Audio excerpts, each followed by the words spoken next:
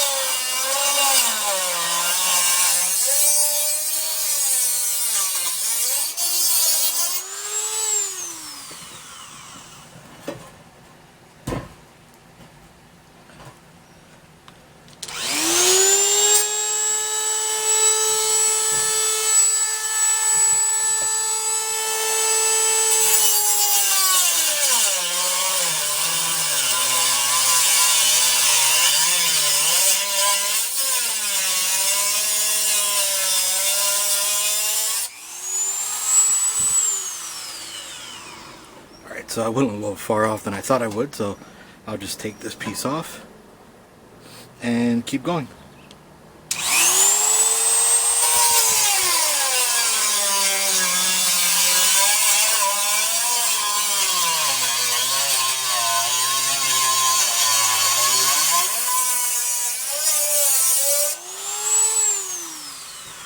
Alright, so I think we're about where we want to be. What I'm going to do now is just cut into here and maybe go a little further and just cut over here. Alright, I'm going to do it this way now.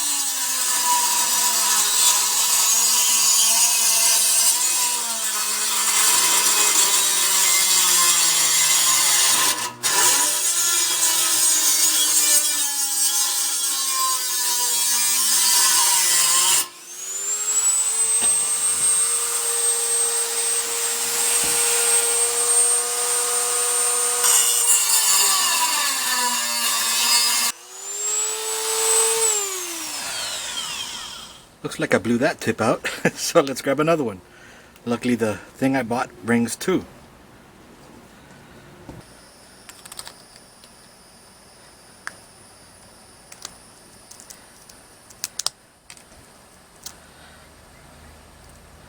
By the way, this is a Dremel 3000.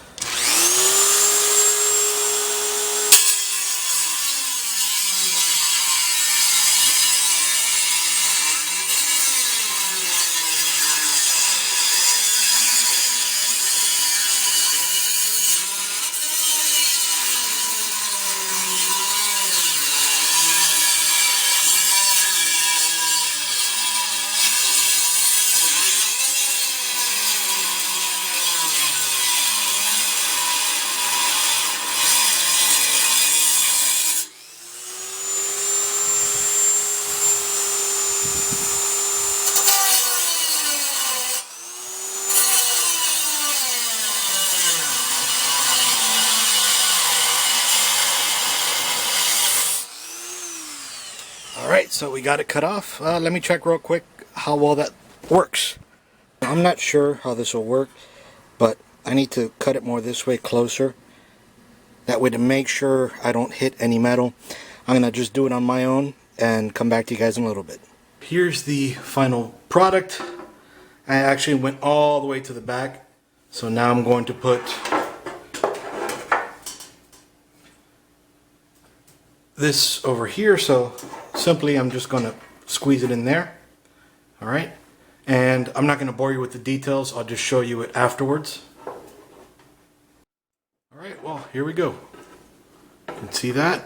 That looks pretty nice, if I do say so myself. If you don't have a Dremel, I highly suggest you buy one.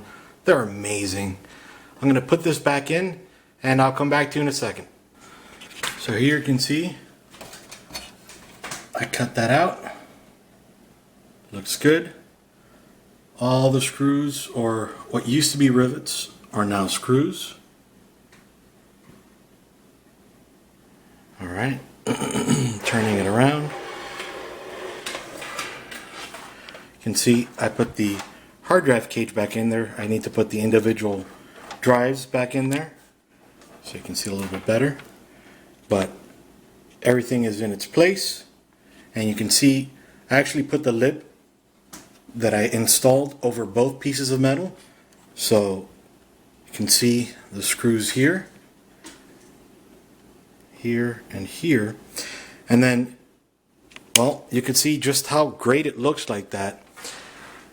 Since these guys do work off of our suggestions, I'm going to suggest that to them. Who knows? Maybe they'll add it. Alright, let's get back to the build. Sorry I bored you with this. Now that we got that out of the way, let's put that motherboard back in now. Alright, I actually found a nice spot to put this for right now. I'm not going to install it there. That's just to hold it in place. Alright. And alright. Let me move this cable. It's always in the way for some reason.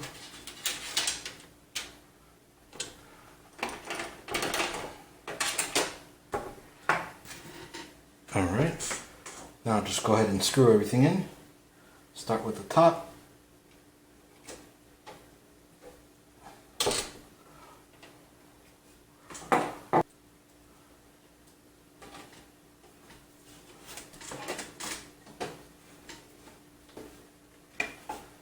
Oh, that's perfect. You can see right here, fits in perfectly. And I'll get closer shots so you can see it, but it's amazing how perfect it fits. Alright, and let's just keep installing it.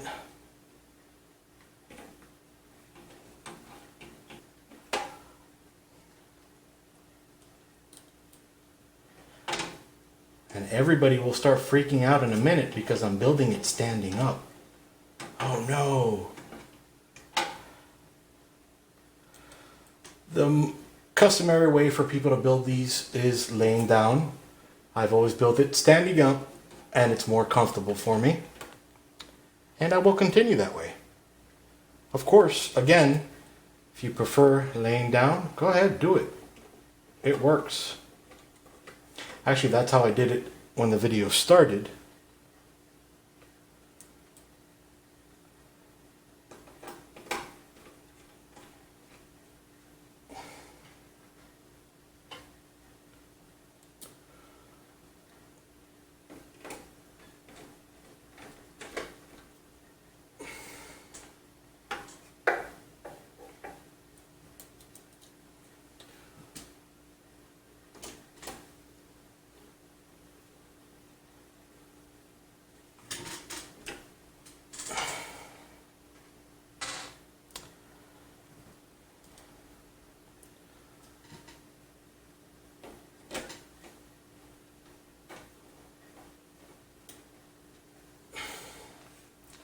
Alright, now that they're all in, I'm just going in and tightening them all.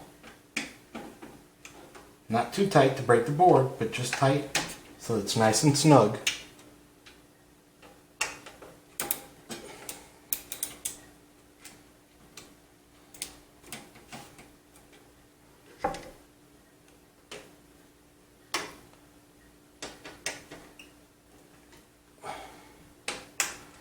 And yes, I am lefty.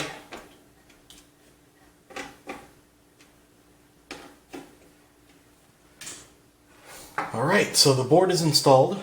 Now, just going to go ahead, connect this cable since we don't have anything in the way. Let's see where we're going to put it. Connect it to CPU fan 2.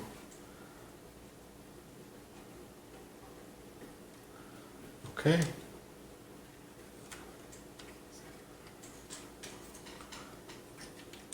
Just wrapping it around this guy over here just to make it look decent.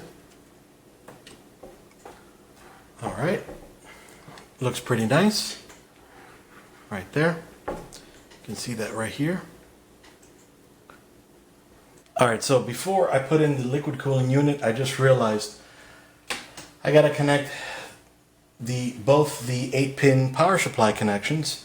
Mind you, you only need one. 2 is if you're going to overclock, but I figured why not, let me go ahead and put it in. So just spin her around.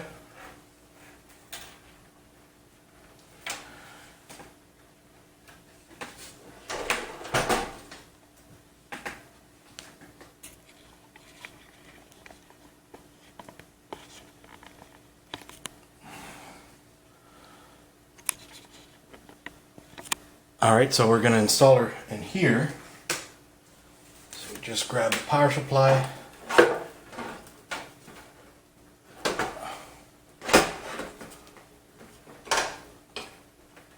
Oh, that's going to be a challenge.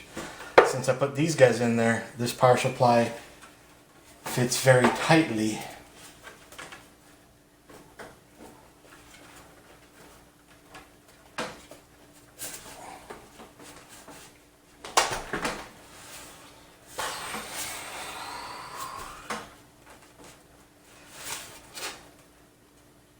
The lip is making it difficult now to get the power supply in there.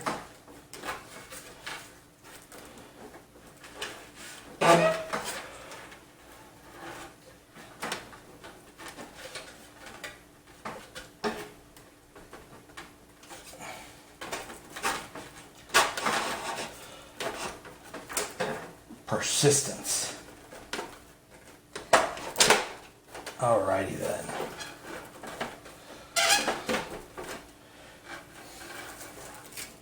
Now I'm just going to use the 4 power supply screws, which are these guys here.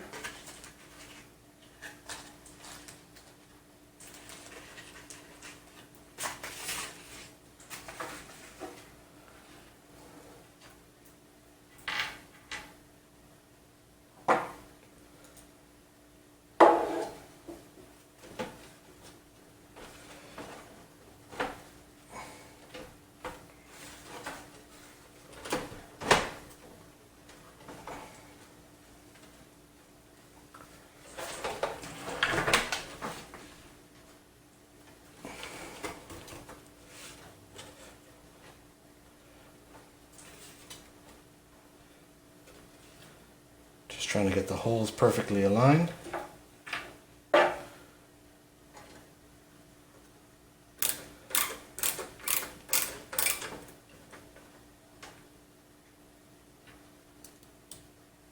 It looks like I missed 2 screw holes here where rivets used to be.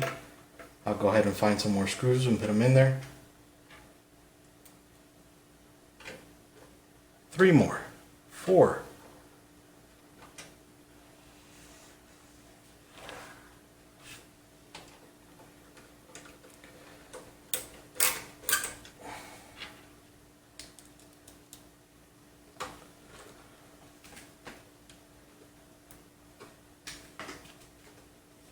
All right,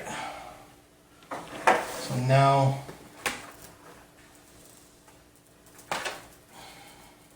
we'll go ahead and feed those 2 in there. All right, so these both, this one's power, CPU power. Let's go ahead and put that over everything.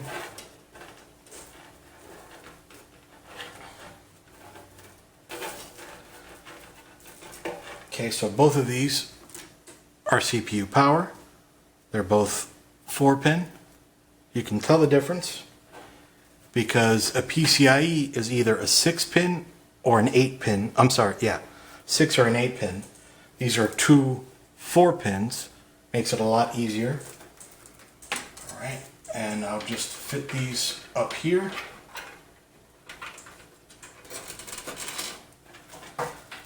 Just rest these in here for now.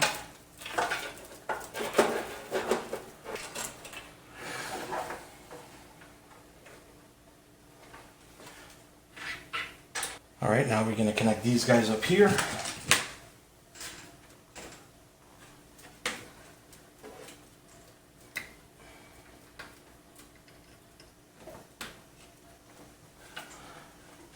All right, one is connected.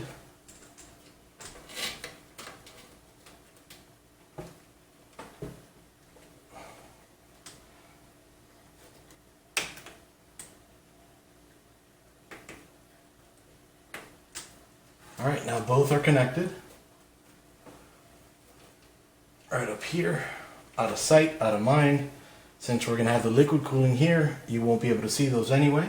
We'll go ahead and since we have these guys here, these fans have, the fans for the liquid cooling unit have a very nice thing that I don't know why no one's ever thought of before.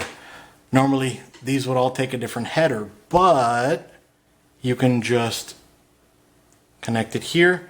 Now 2 fans are connected and they only take 1 header right here, but then you can connect more fans here for those fans right there. Very nice. All right, so we're gonna go ahead and just connect this main one right over here to CPU fan.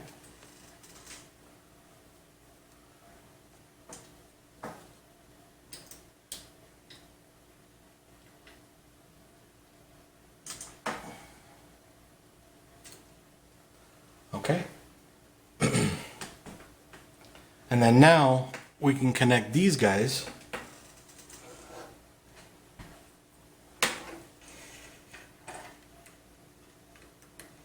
right over here. So now installing it is so much easier. I'm going to bring you around the top of the case so that you can see how I install that liquid cooling unit. Alright guys, so I ran into a bit of an issue. At first, I couldn't get the liquid cooling unit up here because of the memory. If I used all 4 to make it a little bit thicker, of course.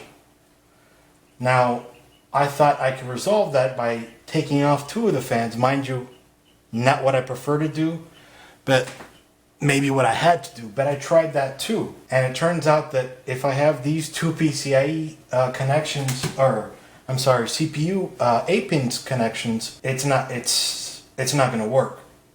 Now mind you, this is just my board. Most boards have them over here. Okay, so that means you'd be able to move your heatsink up here.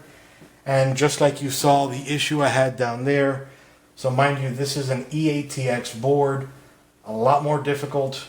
Depending on your placement, it could be a lot better than what I have. Just a bit of a problem I have. So I'm going to have to install it in the front. Now, I've done testing in the front and in the back with this liquid cooling unit, and it was only a 1 or 2 degree difference. Now, mind you, I do know heat rises, so there should be more of a difference, but there isn't. Alright, so what I'm doing now is just clamping the front clamps to be able to remove the fans from the front. Let me bring you in and show you. So if you notice, there's a little lip down here, then there's a lip right here, and then there's a lip right here. I need to undo those lips to be able to take off that front panel.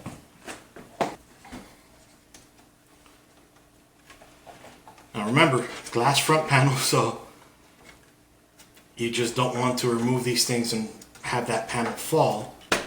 Now they're going to be the same thing on the other side. The way you get those is just squeeze them. Squeeze them and push them out. Okay, so I took off that front panel. I'm just going to lie it gently on the table. Now I'm just going to remove these fans, and then I'm just going to go ahead and put them on the top. Magnetic cover, you can just easily take that off and just unscrew these guys. That won't be bad. So I'll be blowing cool air from the front, obviously with the liquid cooling unit, and then I'll be sucking hot air out from the top. So kind of still the same effect, just not as nice as I would have liked it to have been, but I think this might be for only a very few select people, considering not everybody has the same board. Some of you, I would assume, might have given up, but you know, I'm doing this for you guys, just in case you run into the same problem I do. You have an easy way of resolving them, or at least an easier way. Your method might be better than mine. These are actually screwed on there in